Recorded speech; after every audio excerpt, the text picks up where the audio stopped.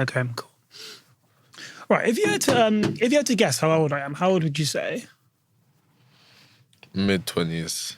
No more, no older than 27, I'd say. 27, okay, you're just as bad. Right, so recently, I'm 24, right, okay. But recently, everyone at work thinks I'm like 28, 29, which I just think is bare fucking rude. Like, someone said to me, no, it's not even funny. Like, someone said to me, what day was it? It was like, I think it was yesterday, and they were like, we were talking about age for some reason. They were, how old am I or something? I was like, you look like 21, 22. I think they were 23. I was like, how old do I look? And they were, what, like 28? I was like, right, you're banned. Damn. You're actually banned. Well, I'd say old is 27, but it wouldn't surprise me if you said something like 23, 22. How old? Because I think when we first became mates, I thought you, like, looked older than you are. Everyone thinks that. Because you're 18? Yeah, 18. God, you're a baby. Yeah, everyone says that as How well. old do people think you are? I thought you were, like, mid-20s. I've had 30 once. No, you don't give me 30. But mainly like 22 to 27. Do you know what, though? I actually, right, and I won't give you a name, but one of my guests messaged me, and this guest is like in their mid-20s, and they were like, oh, he's quite handsome. How old is he? I was like, he's 18. I was like, oh shit, I take it back. My mate was, oh, he's handsome. And I was like, he's 18 years old. He has literally just turned 18. See, this is the hard part about looking older, because one thing I'll get from girls all the time is, you look like a baby. They will compliment me, we'll have a nice talk. I tell them my age. Oh, you're a baby, you're so sweet, blah, blah, blah. And I'm just thinking, fam, you were just literally on me a minute ago. Now I'm a baby. Would you date older women? It depends on the age difference, and it depends. Actually, not date though. I don't think I would. I feel like most of the time, there's a difference between dating and... I'd mess with one, yeah. Yeah. But most of the time, they'll think of me as some sort of plaything because I'm young and exciting. Yeah. And I'm just not on that type of stuff. I'll leave that for the conversation later, but yeah, no, agreed. You're not using me, bruv. Use someone else. Hey? No one's using me, you feel me? Like, Yeah. no older woman's going to get to use me, so they can find someone else. I hear that. So dating-wise, no. But anything else, I'm down for it. Are you familiar at all with our good old king in the Coronation? You with it? I never knew what the Coronation was until the other day at work. Do you know what it is, though? I think it's going to make it sound proper old, but I feel like the younger you are, the less engaged you are. Of course. Subconsciously. Yeah, no, 100%. The monarchy's... engaged. The monarchy's... engaged. More so for Meghan and Harry. But, like, even my brother, who's like, what, 22, he doesn't give a shit. Yeah. He doesn't give a damn. And then I find that even younger, they're like, well, no, what's that? It's just, I don't know. I feel very, I try not to be too vocal on it, because I feel like whenever I am, people just bark back, but then that's the same with any opinion on anything, really. Yeah. But like, what's your take from your minimal knowledge? I don't see the point of them, personally. Like, the whole king, queen, prince and stuff concept, to me, it doesn't have to exist anymore. Like, the way the times have changed, that's not necessary. The whole point of the king was, oh, he's been chosen by God and he has to lead the people, blah, blah, blah. People don't really believe in that stuff anymore, so they're just there for fashion, just because it's British culture, let's say. And I read somewhere that a lot of taxpayers' money goes to the monarchy. Yeah, loads. Like, so much. That is angering me, because I'm going to be a taxpayer soon. I think I am a taxpayer already. I get taxed. I think you do. Yeah, I do get taxed. I think you do, so I'm giving money to these man. For what reason? I don't know anything about them. Yeah. It's very, I don't know how to word it. It's very...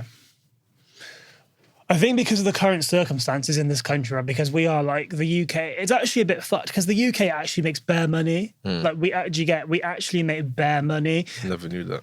Like, we're like one of the richest in the world, which is quite depressing because everything's so expensive. Yeah. But like, obviously, royals don't pay tax.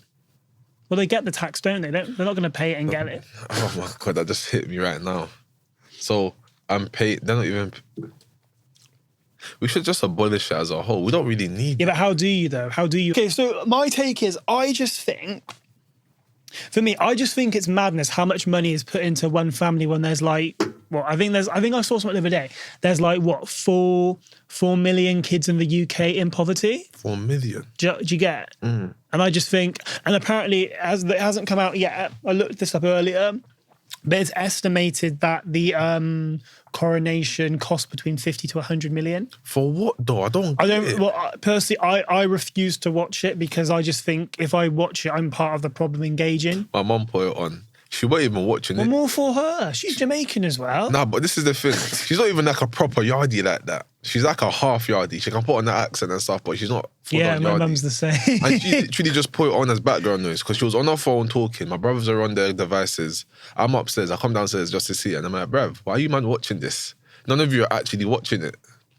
You get it? So Yeah. I just found the whole Coronation thing not to my taste, really. Yeah, no, and I was even, because I was in London because I think the actual thing was last Saturday. I was in London actually watching a show. Oh, have you heard of the show? I think it's like called Dear Black Boys Who, you would like it. It was very, very, hang on, I want to shout them out because it was really good. Right, so it's called 4 Black Boys Who Have Considered Suicide When the Hue Gets Too Heavy. Oh. Honestly, I think it's stopped now, but it's incredible. I think it will come back because like the praise for it was so good. Okay. I think they do it at the Apollo and there are like loads of ways you can get like cheap tickets. But yeah, I strongly recommend it. It was really, really good. I'd love to get one of the boys on here actually. Should try it. That's a shot actually. I'm gonna write down and go there. But yeah, so anyway, I was walking in London, and obviously last Saturday was the Coronation, and they were giving out. Were you about in London at all last Saturday? Yeah. And they were giving out loads of Reese pieces. Did you see that at all? No. And it was like, oh, like gestures from the king. And I thought, right, I don't fuck with the king, so I'm just there walking really quickly. But I don't know. I feel like the reason why a lot of people are really into the royal family or really support it are because like it's like traditionally Britain. Yeah, that's but like, but like my take is I think of traditionally Britain as anti-black. Yeah, I hear you. Do you know what I mean? And like, obviously, there's a lot of controversy with the royal family because a lot of the treasure and the jewels they took are from Africa, are from Asia. Exactly. You know, so like when I'm hearing people say to me, "Oh, I'm for the royal family," like advocate for the royal family, that's basically like, in my language, that's you saying to me, you're anti-black and you support like our treasure and all that being taken. Do you know what I mean? I'm not rolling with it personally. No, I hear it though. Like to you, it sounds like okay, I hate black people too, kind of thing. To put it bluntly, maybe they don't know as much as they should know before saying I'm for the royal family. If they knew more, maybe they'd be like, okay, cool. Because there's a particular jewel or crown or something, and it's like the biggest like jewel in the world, and it's from South Africa. And I'm not too. If anyone's watching this and they know the information, can you please let me know? Because obviously, like, we're not royal experts. We're just talking about trending topics. Yeah. But it's the biggest jewel or something like that in the whole world, which is from South Africa, which was taken from South Africa. And they released a report last week saying like we want our jewelry back, and too fucking right, because it doesn't belong to us. I feel like England are just, well, I mean, it's colonization, but England is just very good at taking what isn't theirs. Yeah. Do you know what I mean? It can be quite historically it's been like that, to be honest. From black people to our jewelry, they just take. I feel like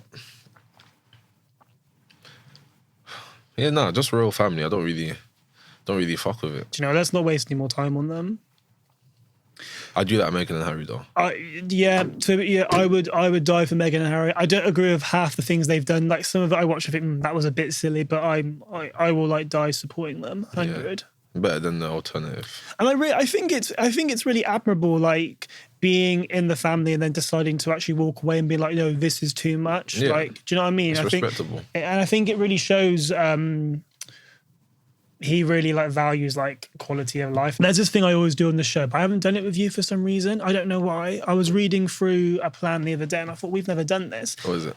So, right, would you say you're single? Yeah. Okay, right, but like, no, but when I say like, are you like actually single? Like, single. Like single. Okay, single. Cool. That makes this easier. Try.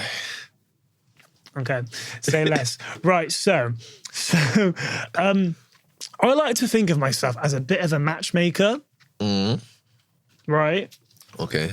No, like in the sense that like I'm like really good at setting people up. Not permanently, more temporarily. But hey ho, needs must. Anyway, so the way that I do this is I like to think, and obviously I have a lot of beautiful black women that watch this. That's good. Yeah. So I like to, where was I going with that? I'm lost now. So I like to try and put on my matchmaking hat is what I was trying to say to you. Okay. So like, what's your type? Throw it at me. Type. I'm not sure if I'm going to use the terminology right. Even physical like even not necessarily physical features, just like other attributes and traits and whatnot. I would prefer a black woman That when I think about family and stuff, I see myself with a black woman and black kids. But I don't have a type necessarily. No, I do have a type, but I'm open to everything else. I think for me, I've always really admired people that like have a type, but then they date outside of their type. And for me, my argument is that really proves that that person must be really, really special. So for me, I mean, my type's probably black men, to be fair. But like, I will like happily date whoever, whenever. Do you know what I mean? I feel like if I meet someone who's the perfect person, but like they're white or Asian, I'm not going to turn them away. Do you know what I mean? That makes sense. Who am I to do that? That's weird. But yeah, no, sorry. So carry on. Black, 5'4" to 5'9", maybe 5'10". I like confidence a lot. Confidence is something I admire in people. Very attractive. I don't like parasocial people. Define parasocial people. People that think they have a relationship with like celebrities and stuff. Not like a romantic one, but you think you know them because you're so obsessive over them and stuff like that. Oh, that's a bit weird. Yeah, it is. Is that a thing? Yeah. I don't really know of people that are like that. I'd say, depending on how strong you are about it, celebrity crushes to an extent is kind of being parasocial. Some people just find them attractive and say, yeah, that's my celebrity crush, fair enough. Yeah. But some people proper delve into their life and watch the documentaries and think, yeah, that's my babe. Tell me all these facts about them. I'm thinking, how do you know this? Go get a life. I think that's quite, that's weird. I don't know many people like that, to be fair. I think that's different. Yeah, but it's just something I look out for. Say less. What else? Anything else? What else do I value? What if I had to have a wife? What would I admire about her? It's mainly confidence, I can't lie. Confidence is a big thing to me. Yeah. Self-awareness. Yes. The ability to be by yourself without thinking you need someone around you. I don't ever want someone... Like independent then. Yeah. I don't want a girlfriend that thinks she needs me out of desperation. Then it's mainly desperation than love. And I think I think also the couples that I'm friends with that I admire the most, the ones that like have their own lives and can do their own thing. I'm really anti couples that are always together. I hear what you mean to an extent. I think it's very strange. Yeah. Like I don't know them, to be fair. God forbid if they watch. I know other couple that work together and live together, and I just think, well, like, is that not too much? Well, yeah, surely, because it's almost like you'd go home and you'll be like, "How was work?" Well, you would know. You were there. Do you get? Yeah, but I think couples like that, they find different ways to entertain the whole relationship. Well, they'd have to, wouldn't they? Because what else are they barking on? And then to an extent, it could make an even deeper connection because you're always spending time with each other, but you're always finding new things to do, and you don't feel tired of each other. So it's like... do you know what? I can appreciate it if it works. Like, if you found a way to cater to it, then I subscribe to that. Yeah, fully. I don't know, maybe it's because I really enjoy my own space. I just couldn't imagine it. Here's something that I saw on TikTok the other day. What is your take on separate bedrooms? In a relationship? Yeah. I hear it. I hear it. I think it's a great idea. Yeah. I think people's intimacies are different. So yours might be sharing a room, but theirs might not be sharing a room. They don't see it as intimate. They're still in their own space. So it's like you can't really force your intimacy onto them. I know a lot of happy couples that have separate bedrooms. Yeah. And like, what if you snore? I don't want to be near someone who snores. Or if I snore, I don't want someone to have to deal with my snore. I don't think that's fair. Yeah. What's your love language? Love language. Ooh.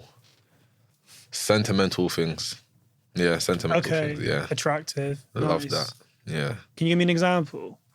Like, not necessarily one that you've done, but just one that is sentimental. When I was very sad at one point, I was just chilling with one of my friends and they made me this gift out of foil. And to most people, that's kind of like, it's just a piece of trash.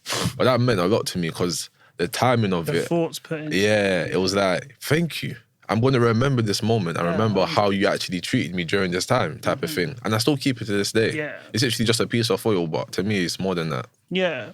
Yeah. One of my favourite gifts. Noted. Yeah. What about you? What's your love languages? My love language? Mine's physical touch.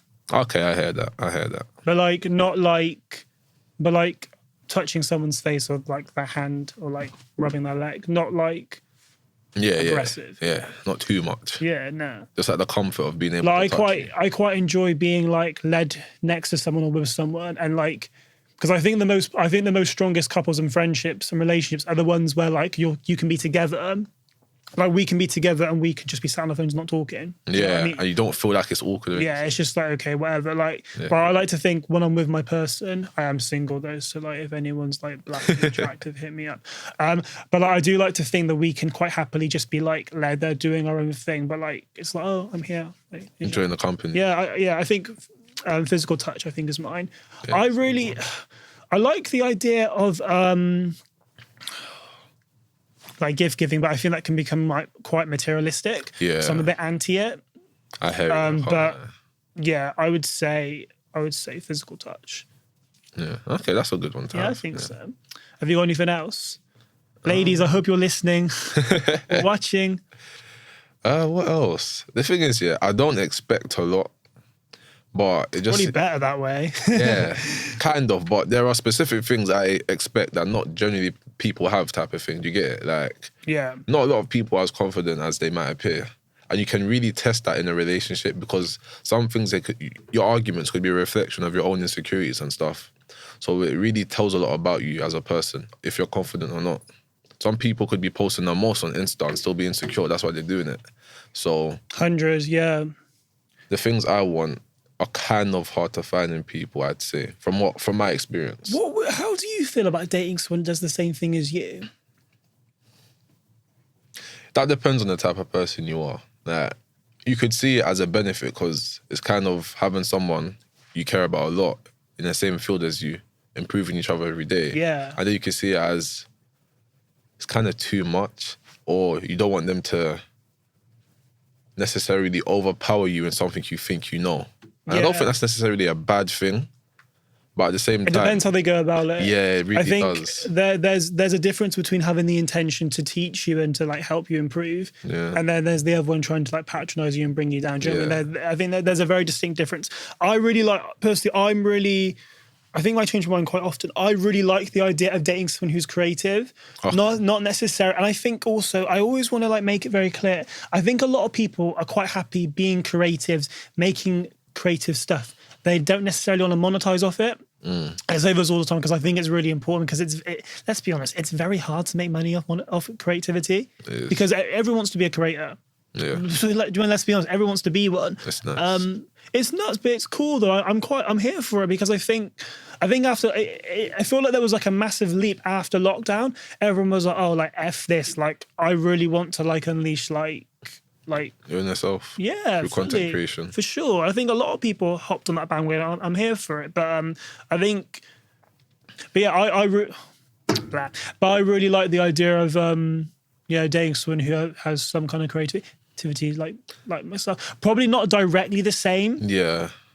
But like, I don't know, like say if someone's really into like, I don't know, doing content on like music or like football, I think that's really cool. But if someone wants to do like podcasting, BMA, queer rights, trending topics, I mean, I'm still here for it, but like, I'd rather it be something slightly different. Yeah, no, I get what you mean. It's like, as long as you're both creatives, there's still that creative mind you can kind of relate to.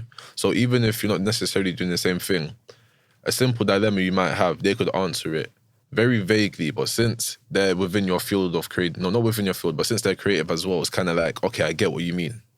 It's like, most creative people have like blocks where they just don't know what to post or create. And even if you're not in the same field, you could just go to your partner, talk about it, and it's like, okay, cool, thank you for your insight. I think we all have that. Yeah, I hate it sometimes. Are you going for it? Kind of, yeah.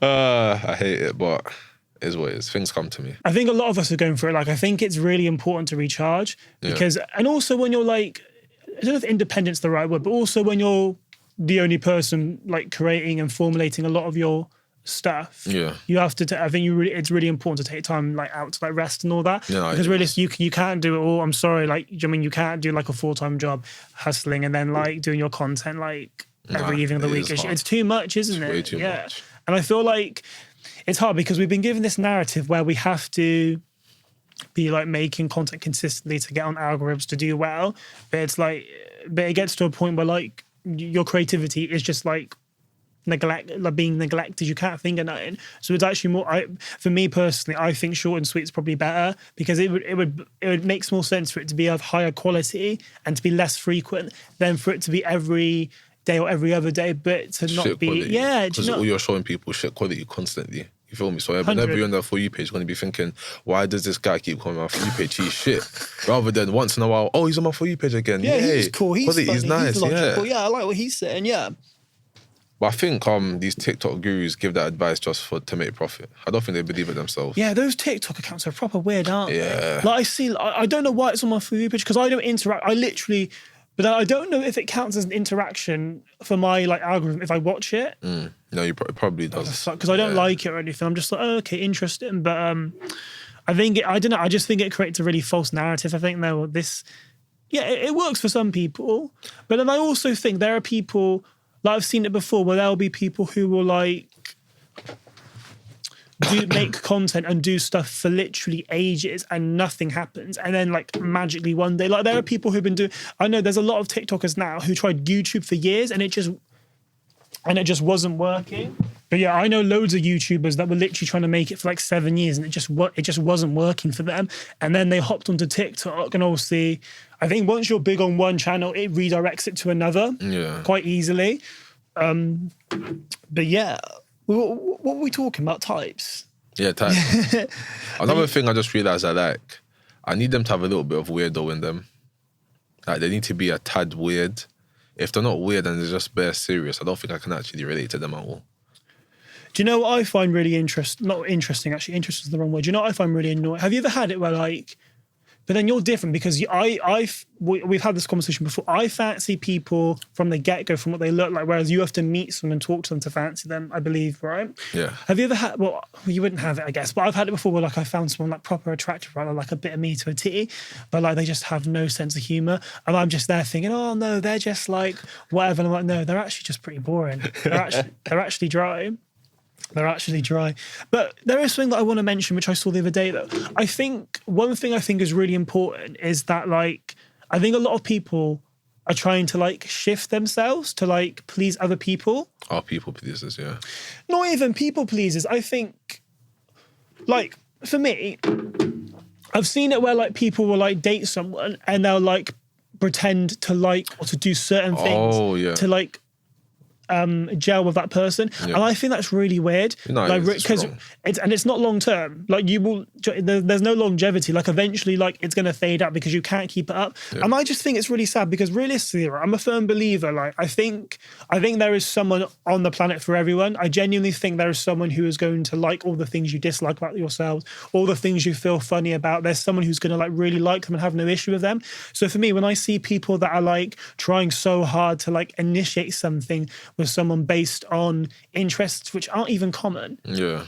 You're just doing it to cater to their needs. I think that's really strange. And I just think, why don't we put our time and energy into like, I don't know, like someone who you don't have to like fib about what you're into and what you're not, you know? I think it's playing out wrong. Like putting on a facade just to it's kind of like fraud. It is actually fraud. But people don't realise that sometimes because they think they're just trying to gel with the person. They think that's what they're supposed to do. This is how you meet new people, but that's not the case. But I really like.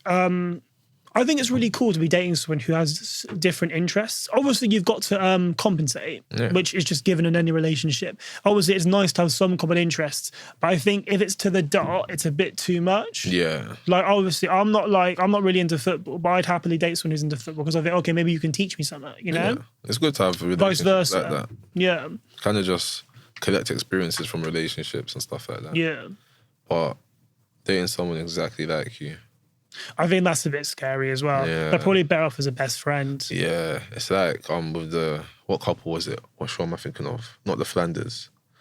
You know Simpsons, Milhouse's parents, they look exactly the same and stuff. Yeah, they look like brother and sister. That's what kind of reminds me of. You lot shouldn't be dating. They do look like That's your sister, you sick fuck. I've heard worse things, to be fair. Really? I'm not on this show, but yeah. That's funny.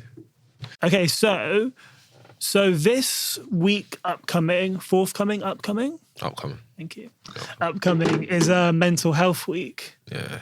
So this is an open, safe space. Mental health. Question, without obviously diving in too deep, Was it even a question? I've lost it. I've actually lost it. My take is, though, do you know, I feel too low. I'm going to have to pull up slightly. Do you want me to check? No, it's all right. It's fine. I'll just crouch. My take is, I'm all for like having like a mental health week and all of that. But I think a lot of the time, I think the energy that we have for this 1 week needs to be like put throughout the whole year. Yeah. I feel the same way about like a Pride Month or like a Black History Month. You know what I mean? Yeah. Like I just feel like I'm all for it because I think I think like the conversation's so important to have and to be discussed and to be spoken about. Yeah. But like it's almost like, okay, we put so much energy and so much time into this one particular week/month, and then for the remaining of the year we just don't really give it a second thought. It's kind of like putting a band-aid on a big crack. That band-aid is the week, and for the week it seems nice, it seems like the world cares about it, and then the week after it's not spoken about again. Yeah. I feel like if it was more consistent throughout the year, even if it was just a day, like a day every month, mental health day. 100%. That's much more effective than 1 week in 365 days. So 7 out of 365 days we care about mental health. Yeah. That don't make any sense to me. 100. How are you like in this current moment of time?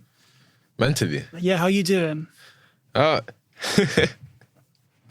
know, I have this thing where I think I suppress my mental health a bit, where I don't realise that. Do you think that's a man thing?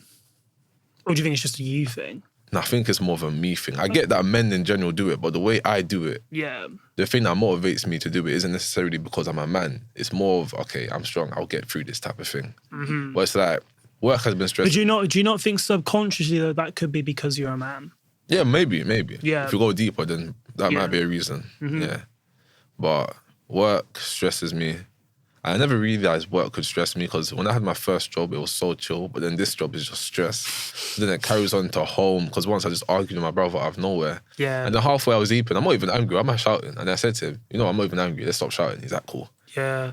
Like, it didn't get any deep type of argument. Of course. But he understood. It has a knock-on effect though, doesn't it? Yeah. Yeah. I hear it. So I feel like I need to be more honest with myself when things bother me or stress me, because I feel like I can hold back a lot. At least you acknowledge it, though. I think the first step is actually acknowledging things need to be addressed and solved, because there are a lot of people, not even men to be fair, just people in general that are like, they have all this like anger and frustration and like, so, yeah, but like particular like feelings and emotions towards certain things, but they either don't know what's going on and they just kind of lash out. It's also like a lot, I mean, I think a lot of kids like that. It was really interesting. I was talking to someone the other day. They were saying how like their kid just like lashes out. And I said, oh, what's the reason? They're like, they can't control themselves. They don't know how to. It's a bit like that, but obviously you're 18. Like, but obviously it's not like... Yeah, not tantrums or anything like that. Could you imagine? If one of my friends said that to me, I don't know what I'd do. Bear in mind, I'm 24. Like if someone did... I actually, you know, when you'd be in like so much like shock, you'd be like, well, what do I actually do now? Do you know what I mean? I've been in this situation. I think I'd just have to walk off. There'd be no other option. Yeah, no, you would, because that's just too surprising for my liking. Yeah, I like being surprised, but when I'm like starstruck, it's kind of like, okay, I don't know what to do myself now. How do you react? To like a friend having a meltdown or something? No, but well, hypothetically. You know what, yeah? Depending on a friend and depending on how much I know them, I'd come from like an understanding, caring point of view. Oh yeah, of course, yeah. And I'd let them know it's fine that you feel like this. Like you're a human being. We all get stressed.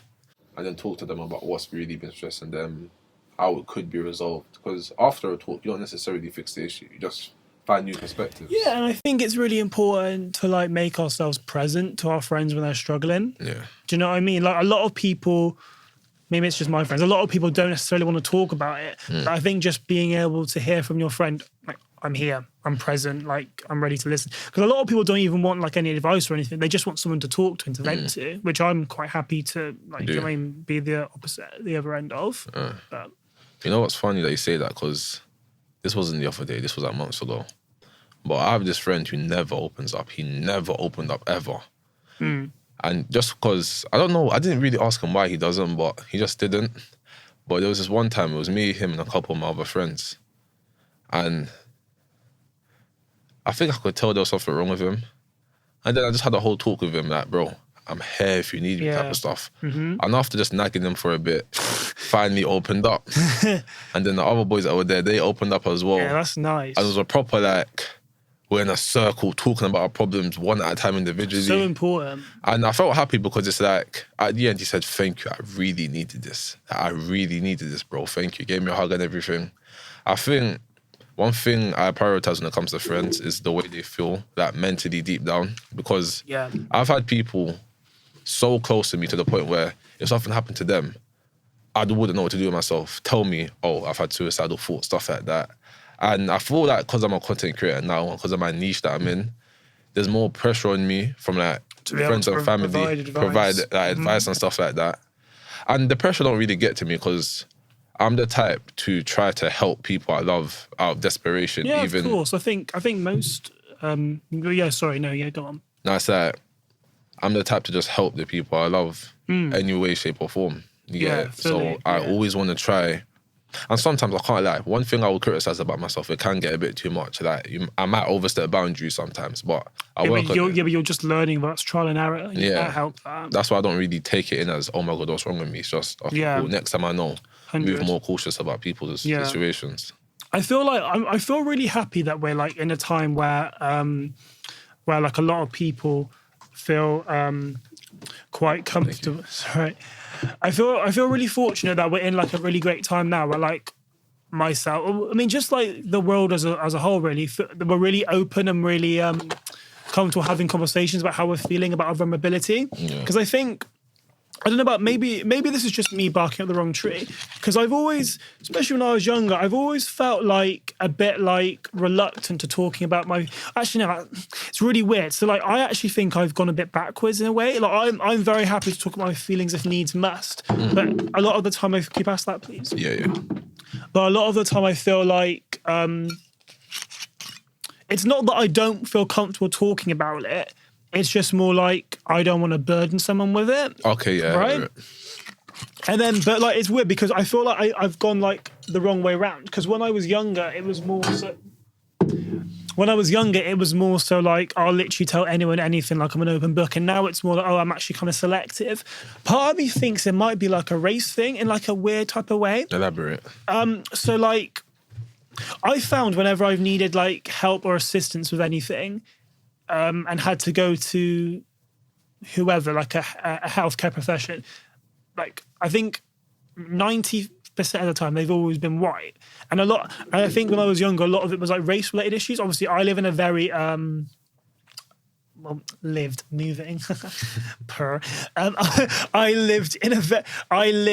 currently, but I'm moving, but lived in a very like white area, right? Yeah. So I didn't, apart from my siblings, which I don't really count in the nicest way possible, I didn't have like any black friends or anything like that. So like, when I'd go through like all these things, it'd be like, well, I can't talk to them because no one gets it. Do you get? Yeah, I got you. And then when I'd be referred to someone to talk about it, then it would be very much like, well, actually, you also don't get it either. Yeah. But guys, if anyone listening, I actually found this amazing resource which I want to recommend to people. I'm going to put the link in the bio description. So there's a charity called, I actually did some work with them. I don't know when it's coming out because you'd have to ask my producer, but something is coming out sometime in the nearby future. That's cool. But there's a charity / organization called the Black African and Asian Therapy Network. So they specialize in having Black, African and Asian therapists to then talk to obviously people of color who are clients, because it gives them like more than not a greater understanding of the issues that are going through and similar experiences. And I think for a lot of people of color, it feels a lot more liberating to talk to someone who is of color as well, because it makes more sense. Yeah. And I think, and forgive me if I'm wrong, I think for the longest time, like mental health wasn't really a safe place for Black people, because I think Black people can sometimes be seen as like indestructible, like these like proper weapons that have like no emotion. So then I think we have kind of created this narrative that we have to hold in our emotions and like not show any vulnerability, because that wasn't really shown, you know? Yeah. And I think I saw this really interesting thing online, and it was very much like, When a white person needs help, they get a referral. When a black person needs help, they go to like a psychiatric clinic. Yeah. I don't know. I just think I can see it. I don't think it's as much now because I think we've made so much noise about what needs to happen and what needs to be catered for us specifically. Yeah, there's been progress. But I think it's definitely something that has been quite prominent for quite a while, I'd say. When I used to study psychology in college, I was reading a book once.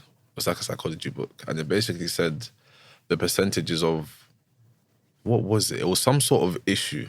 I can't remember if it was at ADS or something, but it was much more prominent in white people because they actually looked at symptoms more and reported it more. Whereas when it came to like African countries and I think some Asian countries, I think it was China, the percentages were much more lower because they don't really focus on mental health like that. But the study I think was done back in like 2016, so obviously it's changed by now. But 2016 still like relatively in medical terms is quite like recent, I would say. Yeah. It's interesting. But it was just basically saying when it comes to that, I can't remember if it was schizophrenia or something. It was something to do with that internal mental issues, cognitive issues. Yeah. White people report it more than the other races. But I think it's because white people have the facilities. Yeah, I think you factor that as well. But like, even growing up, speaking to, I don't want to say black people are closed off about mental health, but we never really, I think because there's so many issues with us and so many things we have to change, when it comes to mental health, it's not really like a priority. Yes. Like we need equality. We need to not be what's the word I'm looking for? Portrayed on the media as thugs and stuff. We need so many things that when it comes to mental health, is like, okay, we'll deal with that later. Mm-hmm. But it's something we can't deal with later because it kind of impacts us with all our issues. It's kind of the core issue of mental health. And I think a lot of Jamaicans have, especially older ones, I think a lot of Jamaicans have a lot of pride. Yeah. I think a lot of Jamaicans have a lot of pride, so they're very much like, oh, no, it's fine. Like I can even think about my grandma, God bless her. I've never known her to ever go for any like assistance when I'm sure there. I can't say for sure, but I'm pretty sure. Sorry, there have been times where like there definitely could have been some assistance, but it wasn't used for whatever reason. And I think I hear what you mean by Jamaicans have pride, and that's another thing why I don't think it's necessarily only well not only, but I think most of the reason rather than why people having the facilities is just black culture.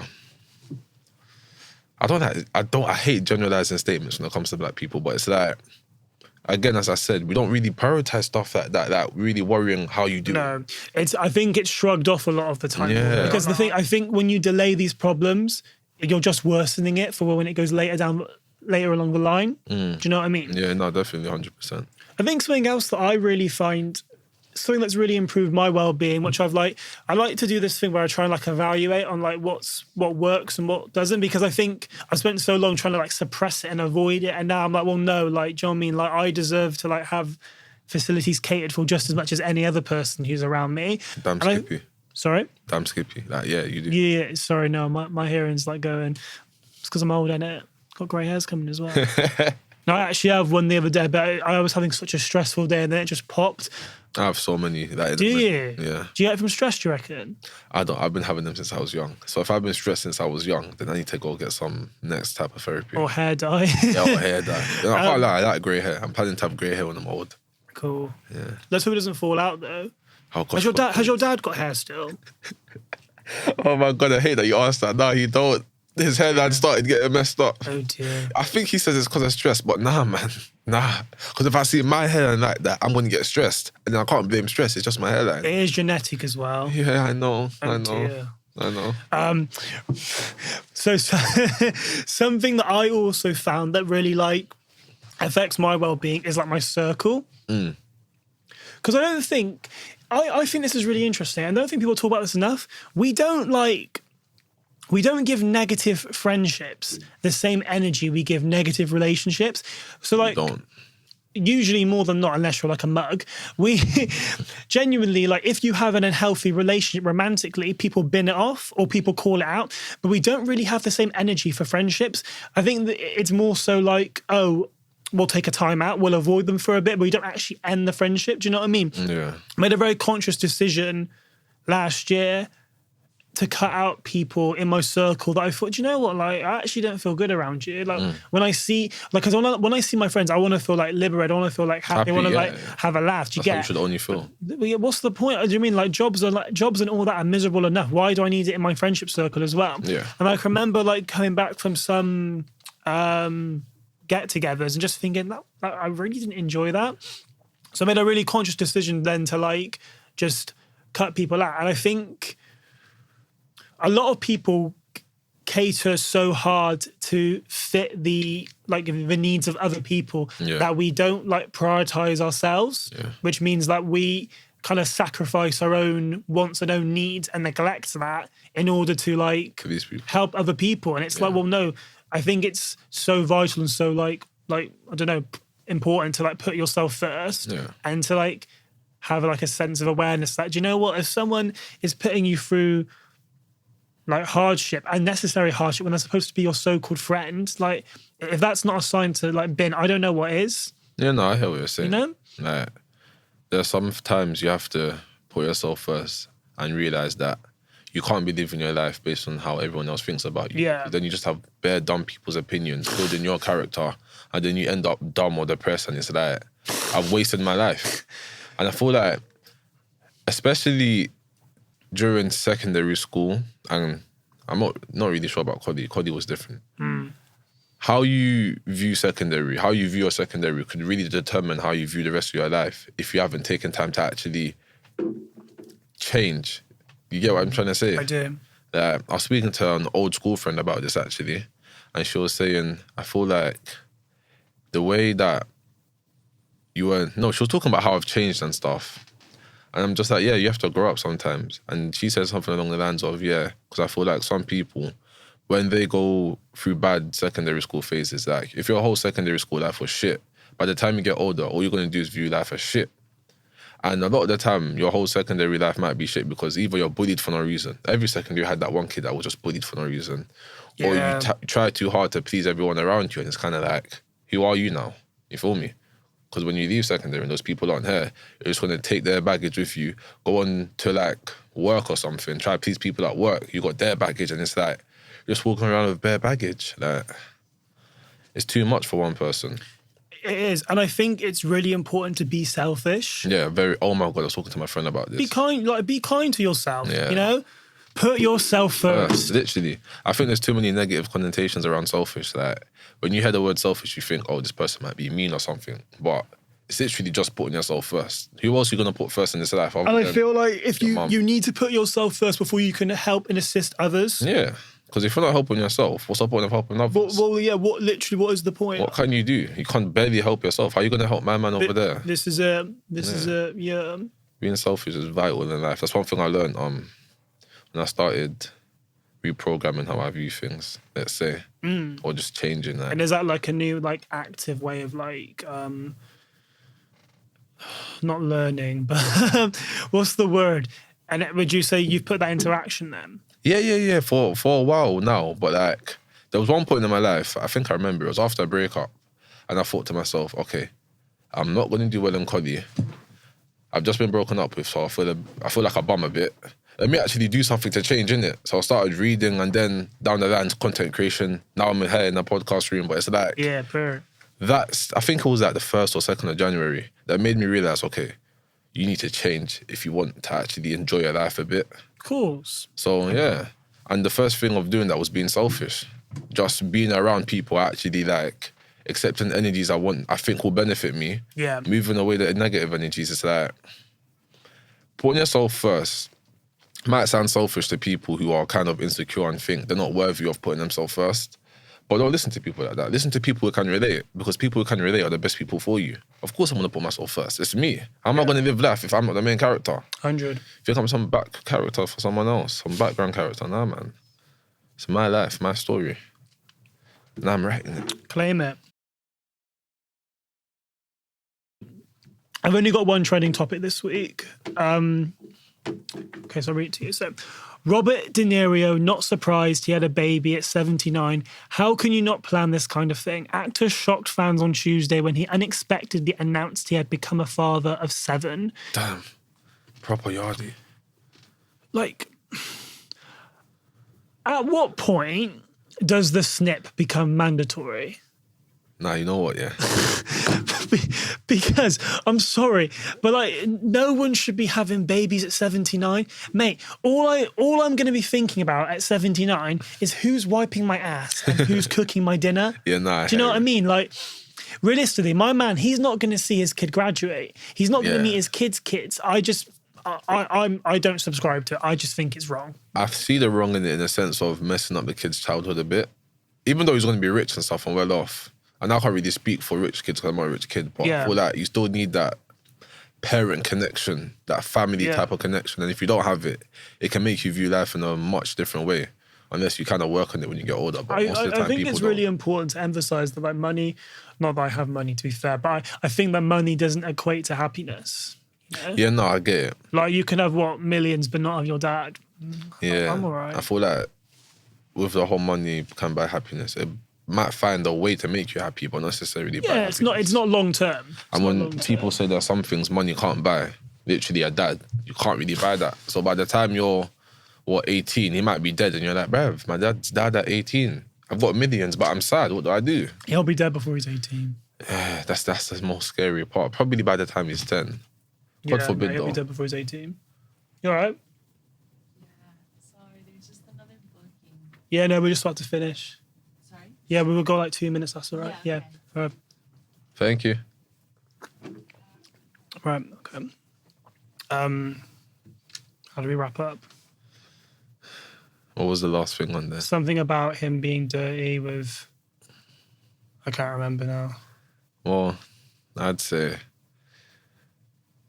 if you feel it's a need, spread your seeds, innit? Like, Right. I don't think it's right because of the kid, but other than that, I can see you're just a horny old man. Do your thing, innit? As long as you can take care of them financially, that's the first part sorted out. Just make sure mentally the kid's going to be fine. Like, prepare for that. Because when you're dead and he has no dad, it's kind of like, kid's going to be messed up a bit. Yeah. Right, okay, on that note, we're going to bounce. Yeah. I'll be on time next time, so I'll make it. It's fine, I understand. Traffic's been crazy in my area even. Right. Okay, thank you, everyone. Please like, share, comment, and subscribe. The Winning Side Pod. And your socials, please, quickly, sir. TikTok, Jumbo Talks, Jumbo with a H, JAHMBOTALKS. Instagram, Dandy Talks. That's it. Right. Kush, let's go.